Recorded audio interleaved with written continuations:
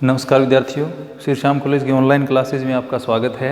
इस क्लास में हम बीए बीएड फोर्थ ईयर के लिए भौगोलिक चिंतन का इतिहास पढ़ रहे हैं। भौगोलिक चिंतन के इतिहास के अंतर्गत यह 31वां पार्ट है और इस पार्ट में हम पढ़ रहे हैं भारत में भौगोलिक जो विचारधारा है उसका विकास किस प्रकार से हुआ या भारत में भौगोलिक ज्ञान के विकास के बारे में हम पढ़ रहे हैं। पिछले अध्याय में 29वें पार्ट में हमने पढ़ा था जो सप्तद्वीप है उनके बारे में, यानी जो ज्ञात भू स्थलखंड थे तो उनको पुराणों में सप्तद्वीप के नाम से जाना गया है। यानी सप्तद्वीपों में हम पढ़ रहे थे जो जम्बू द्वीप है उसके बारे में पढ़ा, यानी सबसे बड़ा जो ज्ञात स्थलखंड उस समय था यानी जम्बू द्वीप है उसको सबसे बड़ा द्वीप माना गया। उसके बाद में हमने कुश द्वीप के बारे में पढ़ा। तो ये जो द्वीप है इनके नामकरण यहाँ पर जो उपलब्ध विशेषताएँ हैं यानी इन द्वीपों की जो विशेषताएँ हैं उसके आधार पर इनका नामकरण किया गया था। जैसे जम्बू है, प्लक्स है या जो सालमली द्वीप हैं, जम्बू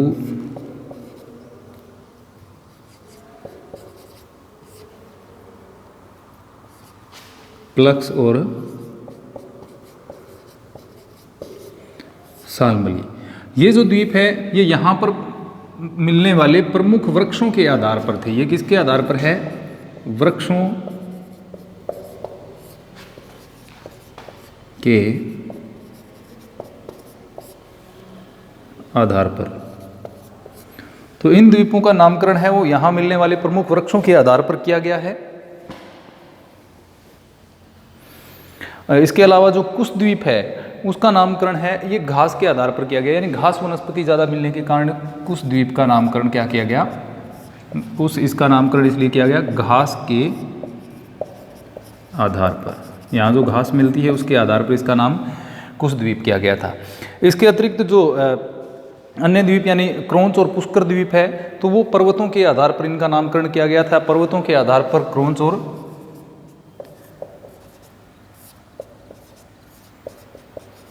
पुष्कर, इन द्वीपों का निर्धारण जो नामकरण है वो किसके आधार पर किया गया?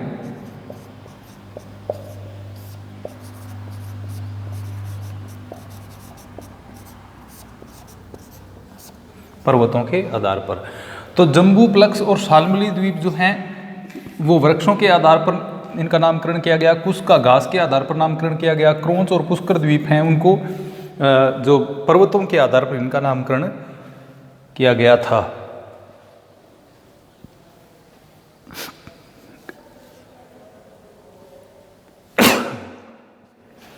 अगला जो द्वीप है वह है प्लक्स द्वीप। नंबर 3 द्वीप के बारे में हम पढ़ेंगे, प्लक्स द्वीप।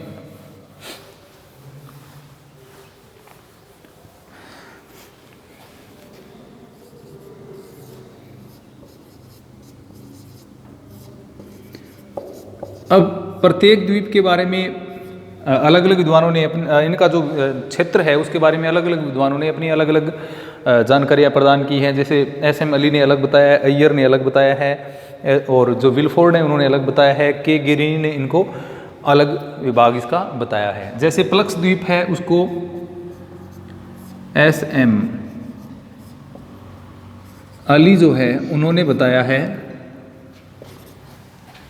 भूमध्य सागरीय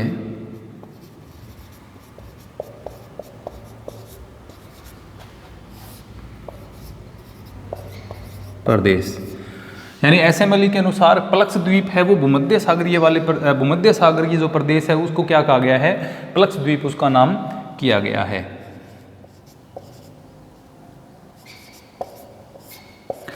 अय्यर के अनुसार जो प्लक्स द्वीप है उसका विस्तार है वो यूनान और जो तुर्की वाला क्षेत्र है उसमें बताया गया है, यानी इसका निकटवर्ती क्षेत्र उन्होंने बताया है। अय्यर ने यूनान और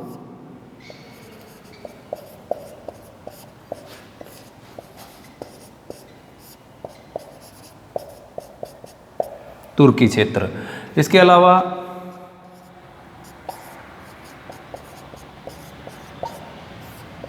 विल्फोर्ड जो है उन्होंने प्लक्स द्वीप का क्षेत्र बताया है एशिया माइनर वाला जो क्षेत्र है उसको इसका क्षेत्र इन्होंने विल्फोर्ड ने बताया है, यानी प्लक्स द्वीप का विस्तार एशिया माइनर वाला जो क्षेत्र है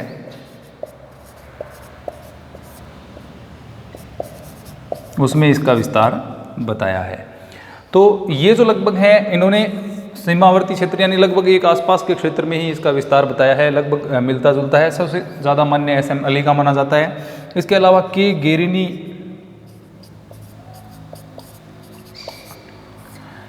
गेरिनी ने इसका विस्तार बताया है अराकान प्रदेश, या कह सकते हैं ब्रह्मा में, म्यांमार में इसका विस्तार इन्होंने बताया है। इस प्रकार SM अली ने भूमध्य सागरीय प्रदेश, अय्यर ने यूनान और तुर्की वाला क्षेत्र, विलफोर्ड ने एशिया माइनर वाला क्षेत्र और के गिरी ने अराकान प्रदेश के बारे में बताया है। जो जलवायु संबंधी विशेषताएं विद्वानों के द्वारा बताई गई हैं उसके आधार पर अगर हम देखें तो ये सबसे निकट होता है भूमध्य सागरीय प्रदेश के, इसको हम कह सकते हैं, क्योंकि पुराणों में इसके बारे में लिखा गया है कि इस प्रदेश के निवासी स्वस्थ, सुंदर और बुद्धिमान थे। यानी इस प्रदेश के जो निवासी हैं वो स्वस्थ, सुंदर, दीर्घायु और बुद्धिमान, इनको पुराणों में बताया गया है। प्लक्स द्वीप के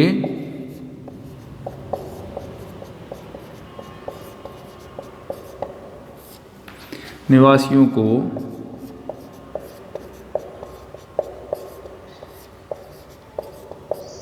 पुराणों में स्वस्थ, सुंदर और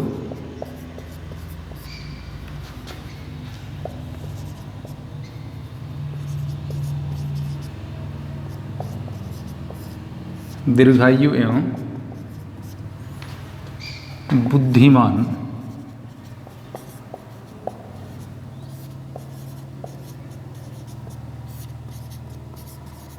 बताया है।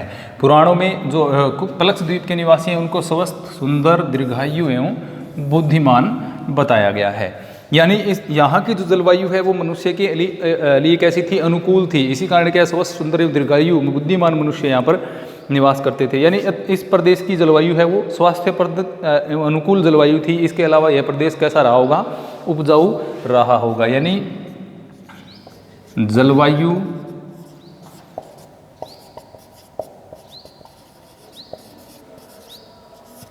स्वास्थ्यप्रद थी और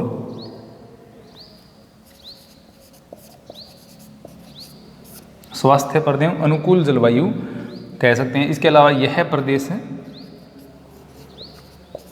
कैसा था,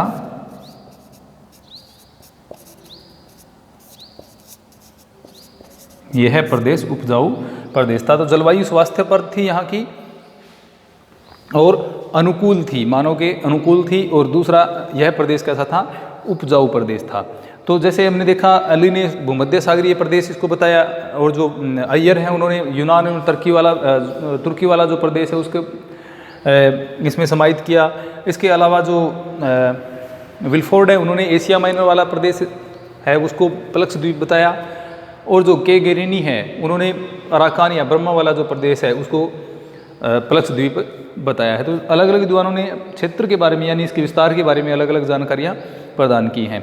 इसके अलावा इसकी जो शीतल जलवायु और स्वास्थ्य पर जलवायु इसकी जो बताई गई है यानी अनुकूल जलवायु बताई गई है। इसके अलावा इसकी जलवायु कैसी बताई गई है,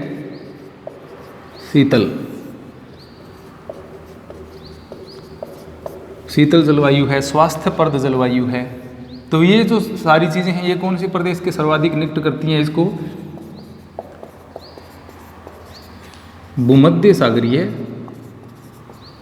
प्रदेश। अर्थात ये कौन से प्रदेश के निकट है, भूमध्य सागरीय प्रदेश है, या इसको हम भूमध्य सागरीय प्रदेश मान सकते हैं। तो इस प्रकार प्लक्स द्वीप है वो भूमध्य सागर वाला जो क्षेत्र है उसको प्लक्स द्वीप के नाम से जाना जाता था उस समय में। यानी स्थल जो ज्ञात भूखंड थे उसको 7 द्वीपों में बांटा गया। तो प्लक्स जो भूमध्य सागर वाला जो प्रदेश था उसको किस नाम से जाना गया, प्लक्स द्वीप के नाम से उसको जाना गया। तो ये था प्लक्स द्वीप। अगले द्वीप के बारे में देखते हैं।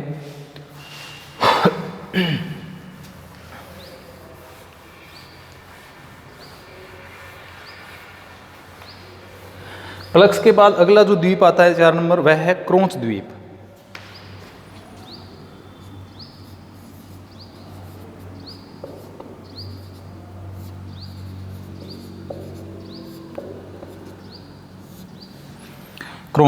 क्रोंच द्वीप है वो यूराल, एक मिनट, एस.एम. अली ने क्रोस द्वीप का विस्तार माना है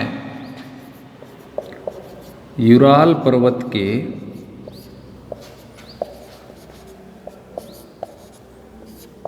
पश्चिम में। यानी यूराल पर्वत का जो पश्चिमी भाग है उसमें एस.एम. अली ने किसका विस्तार माना है? क्रोंच द्वीप का विस्तार माना। यानी उस समय क्रोंच द्वीप जो माना गया है उसका विस्तार यूराल पर्वत के पश्चिम में था। साथ में इन्होंने क्या कहा है, यह किसमें कहाँ विस्तृत था? दक्षिण पश्चिम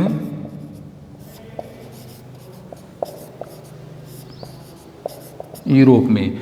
यानी एस.एम. अली के अनुसार जो क्रोंच द्वीप है उसका विस्तार यूराल पर्वत के पश्चिम में था। दक्षिणी पश्चिमी यूरोपीय जो क्षेत्र है उसमें इन्होंने इसका विस्तार माना है।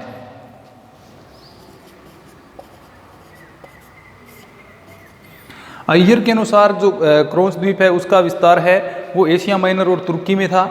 एशिया माइनर और तुर्की वाला जो क्षेत्र है यानी लगभग इसके आसपास का क्षेत्र एशिया माइनर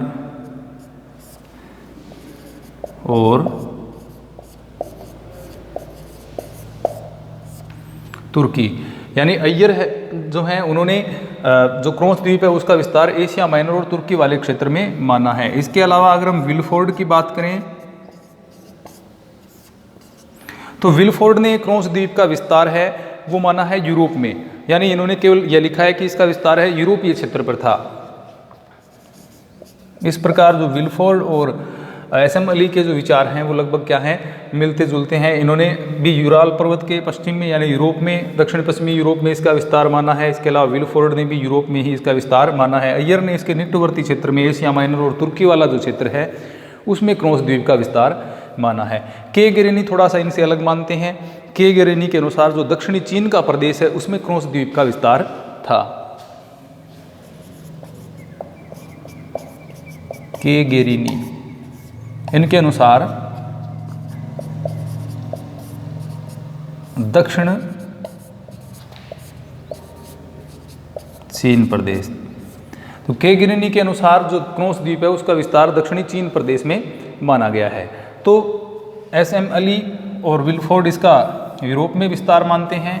इसके अलावा जो अय्यर हैं वो एशिया माइनर और तुर्की वाले क्षेत्र में इसका विस्तार मानते हैं। के गेरेनी के अनुसार दक्षिणी चीन प्रदेश में क्रोंच द्वीप का विस्तार था। अब क्रोंच द्वीप है वो पर्वतों की स्थिति के आधार पर इसका नामकरण किया गया है। यानी यूराल पर्वत के पश्चिम वाला जो क्षेत्र है उसको क्रोंच द्वीप के नाम से जाना गया है एस.एम. अली के अनुसार। सर्वाधिक जो मान्य विचार हैं वो भी एस.एम. अली के इसमें माने जाते हैं। इसकी सीमा पर इन्होंने जो पर्वत है वो कौन सा? क्रोंच पर्वत। यानी इसकी सीमा पर क्या है? क्रोंच पर्वत। यानी क्रोंच द्वीप की सीमा पर कौन सा पर्वत स्थित बताया है? क्रोंच पर्वत स्थित बताया है। इसके भीतरी भाग पर घरतोद सागर बताया गया है। भीतरी भाग पर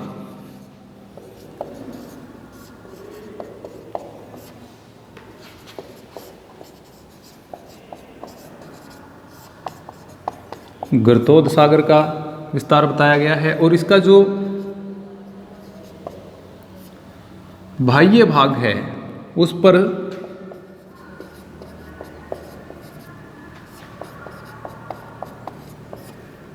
क्षीरोद सागर का विस्तार पुराणों में बताया गया है। यानी क्रोंच द्वीप की सीमा पर क्रोंच पर्वत स्थित है।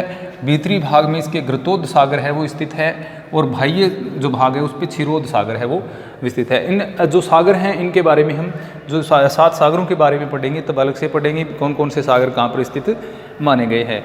अब इसके अलावा इस द्वीप के ऊपर यानी क्रोंच द्वीप है उसके ऊपर 7 शासकों का, 7 नदियों का, 7 पर्वतों का और 7 जातियों का वर्णन मिलता है। ऐसा पूछा जा सकता है 7 नदियाँ, 7 जातियाँ और 7 जो पर्वत हैं उनके बारे में कौन से द्वीप पर बताया गया है? तो यहाँ पर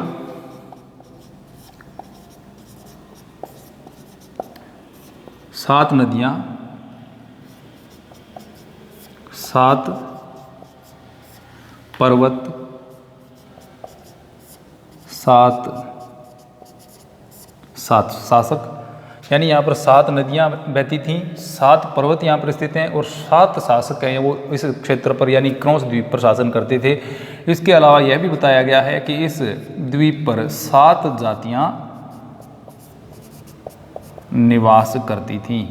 तो 7 जातियों का निवास भी इसी द्वीप पर बताया गया है। यानी 7 का आंकड़ा वैसे भी अगर हम देखें तो 7 द्वीप हैं, 7 जो सागर हैं उनका वर्णन किया गया है, 7 पर्वतों का वर्णन किया गया है, नदियों का भी वर्णन किया गया है। तो 7 का जो आंकड़ा है उसका भारतीय जो प्राचीन शास्त्र हैं या पुराणों में अत्यधिक महत्व रहा है। तो इसी आधार पर इन्होंने यहाँ पर 7 नदियाँ, 7 पर्वत, 7 शासक और 7 जातियों का भी जिक्र किया है। तो ये था क्रॉस द्वीप। क्रॉस द्वीप है वो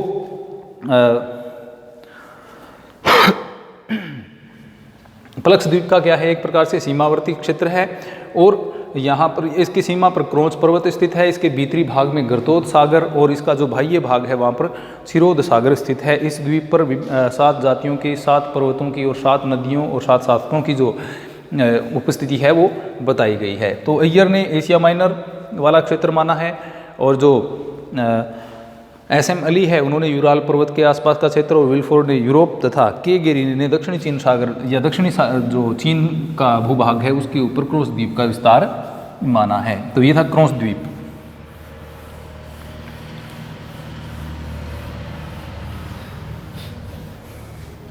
अगला जो द्वीप है वह है सालमली द्वीप, नंबर 5।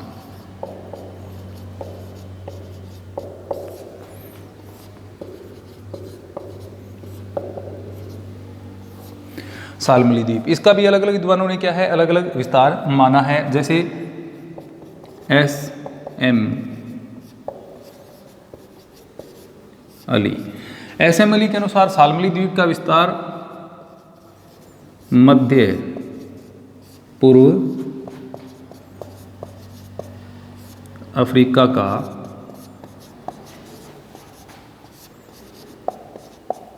तटीय भाग, यानी हम देखें इसको प्लक्स और या क्रॉस द्वीप के इसको दक्षिण में मान सकते हैं। यानी सालमली द्वीप का जो विस्तार है वो मध्य पूर्व तटीय अफ्रीका का क्षेत्र है वो माना गया है। इसके अलावा अय्यर ने सरमानिया का क्षेत्र में इसका विस्तार माना है। अय्यर मानते हैं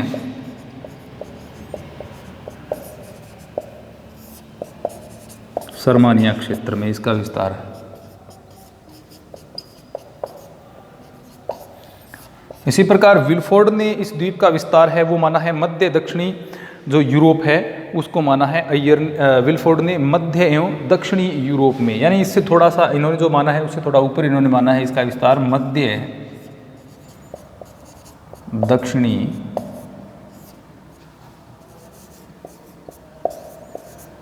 यूरोप में। अब इसके बाद के गेरिनी है वो जैसे कि हमने अन्य द्वीपों में देखा उसी प्रकार इसमें भी इन्होंने इसका विस्तार है वो सबसे अलग माना है। इन्होंने इसका विस्तार के गेरिनी ने मलाया द्वीप समूह वाला जो क्षेत्र है उसमें इसका विस्तार माना है। के गेरिनी ये मानते हैं मलाया द्वीप समूह, यानी थोड़ा सा इनसे हट करके। मलाया द्वीप समूह में के गेरिनी ने मलाया द्वीप समूह में सालमली द्वीप का विस्तार माना है। तो इस प्रकार जो एस.एम. अली है वो मध्य पूर्व जो तटीय अफ्रीका है उसका भाग है सालमली द्वीप माना है। अय्यर ने सरमानिया का क्षेत्र, विल्फोर्ड ने मध्य दक्षिणी यूरोप और के गेरिनी ने मलाया वाला जो क्षेत्र है उसमें सालमली द्वीप का विस्तार माना है। अब सालमली जो द्वीप है उसके ऊपर इसका जैसे हमने पढ़ा कि इसका नामकरण है वो किसकी तरह किया गया है, यहाँ पर जो पेड़ उपस्थित है उसके आधार पर किया गया है। इस द्वीप के एक ओर तो बताया गया है सुरोध सागर को और दूसरी ओर इक्सुरोद सागर को इसकी ओर बताया गया है। एक तरफ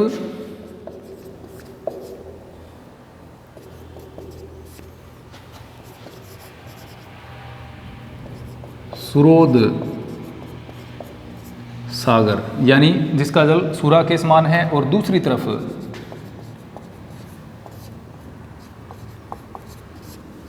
बताया गया है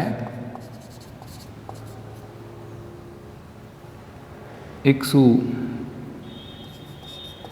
रसोद सागर, यानी जिसका जल है वह गन्ने के रस के समान है। तो एक तरफ इसके सुरोध सागर और दूसरी तरफ इसके इक्षुरोध सागर बताया गया है। इसके साथ में ये भी बताया गया है कि इस द्वीप पर शाल्मली और शेमर के वृक्ष है वो बहुतायत में पाए जाते थे। जैसा कि हमने पहले भी पढ़ा, इन द्वीपों का नाम जैसे जम्बू द्वीप है या शाल्मली द्वीप है, तो इनके जो नामकरण है वो किसके आधार पर किए गए हैं, यहाँ पर मिलने वाले वृक्षों के आधार पर किए गए हैं। तो इस द्वीप पर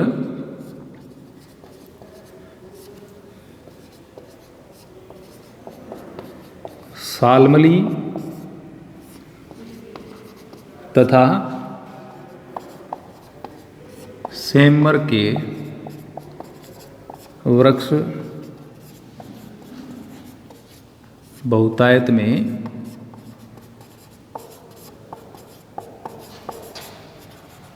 पाए जाते थे। यानी ऐसा लिखा गया है पुराणों में कि इस द्वीप के शाल्मली तथा सेमर के वृक्ष हैं वो बहुतायत में मिलते हैं।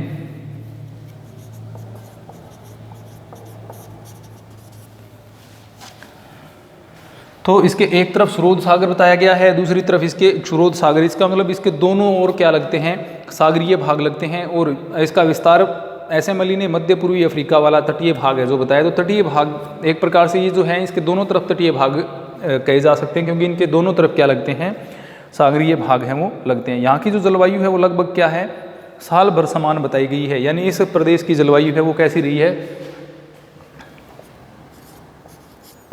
जलवायु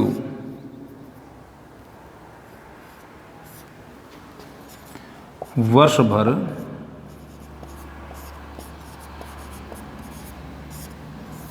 समान।